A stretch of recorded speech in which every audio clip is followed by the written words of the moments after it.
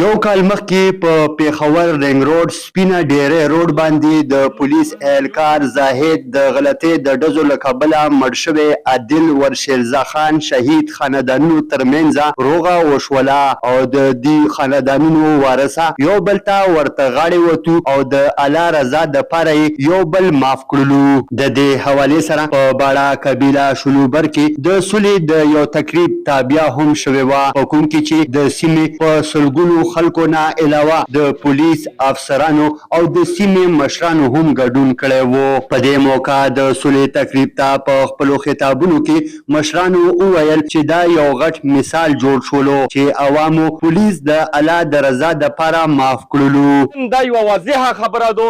چې پولیس کم دی هغه موږ یو، موږ هم پولیس یو، دا ټول عوام یو، دا ټول پښتانه یو، دا ټول قبایل یو، دا ټول پاکستانیان یو، دا ټول د الله بندګان یو. نن ثابته شوله چې داسې یو کورم وشولو، مخکې به خلکو زورونه کول، مخکې به خلکو احتجاجونه کول، مخکې به خلکو نفرتونه کول. نن هغه د موږ پولیس مشران هم نوستي، کشران هم نوستي، هغه هم خپله غلطي تسلیموي و چې کم دی دغه ویډ کې ولید صاحب دغه ته هم د عام موفي اعلان کړی رای. نو دا موږ دغو خلکو له میسج ورکوو چې